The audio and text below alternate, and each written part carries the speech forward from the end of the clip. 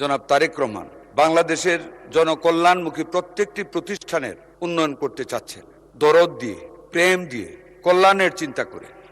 এককালের প্রাচ্যের ডান্ডি নামে পরিচিত নারায়ণগঞ্জের সাথে আজকে সিদ্ধিরগঞ্জের ইতিহাস অত্যন্ত গুরুত্বের সাথে জড়িত রয়েছে। বর্তমান সরকারের লক্ষ্য হল সার্বজনীন স্বাস্থ্য সুরক্ষা নিশ্চিত করা।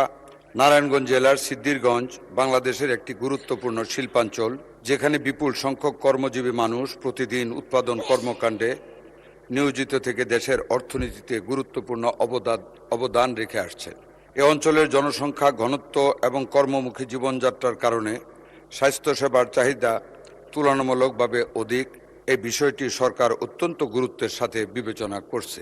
সিদ্ধিরগঞ্জের নিকটে একটি 100 শয্যা এবং একটি 300 শয্যার হাসপাতাল রয়েছে। 100 শয্যা বিশিষ্ট ভিক্টোরিয়া জেনারেল হাসপাতালটি নারায়ণগঞ্জ সদর উপজেলার নিতাইগঞ্জ এলাকায় অবস্থিত। সিদ্ধিরগঞ্জ থেকে এই হাসপাতালের দূরত্ব সড়কপথে প্রায় 13 কিলোমিটার।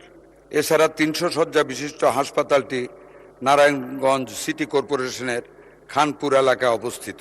নারায়ণগঞ্জের সিদ্ধিরগঞ্জ থেকে খানপুরের এই হাসপাতালের দূরত্ব সড়কপথে প্রায় 10 কিলোমিটার। বর্তমানে 300 শয্যা বিশিষ্ট জেনারেল হাসপাতালটিকে 500 শয্যায় রূপান্তরের ভৌত অবকাঠামোগত কাজ প্রায় শেষ পর্যায়ে। সবার জন্য স্বাস্থ্যনীতির আলোকে বর্তমান সরকারের লক্ষ্য হল সার্বজনীন স্বাস্থ্য সুরক্ষা নিশ্চিত করা এবং প্রত্যেক নাগরিককে মর্যাদা ও সম্মানের সাথে স্বাস্থ্যসেবা প্রদান করা। জনাব স্পিকার স্যার, এ প্রসঙ্গে আমি একটু ইতিহাস থেকে উল্লেখ করতে চাই। কবি কালিদাস রায় বাবরের মহত্ব নামে একটি কবিতা লিখেছিলেন। এই কবিতাটির শেষ অংশ ছিল, হিন্দুর হৃদি জিনিবার লাগি করিতেছি সুশাসন দরিয়া ছদ্মবেশ।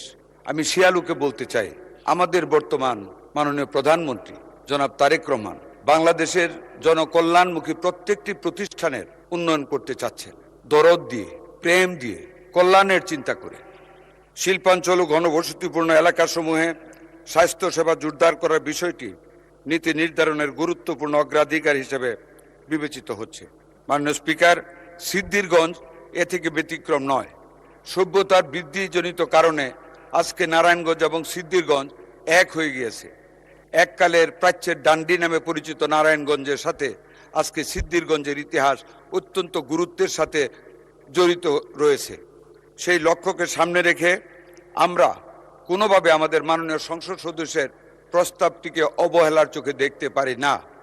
300 শয্যার নতুন যে হাসপাতালটি নির্মিত হচ্ছে, মাননীয় স্পিকার, এটার কার্যক্রম শুরু হলে বিছানা এবং রোগীর সংখ্যানুপাতে এটার রোগীর পরিমাণ দেখে যদি প্রয়োজন মনে করি বা সরকার যদি প্রয়োজন মনে করে, আমাদের মাননীয় প্রধানমন্ত্রীর সাথে আলোচনা ক্রমে মাননীয় সংসদ সদস্যের 200 শয্যার নতুন হাসপাতালটি প্রতিষ্ঠা করার কথা বিবেচনা করা হবে বা হতে পারে।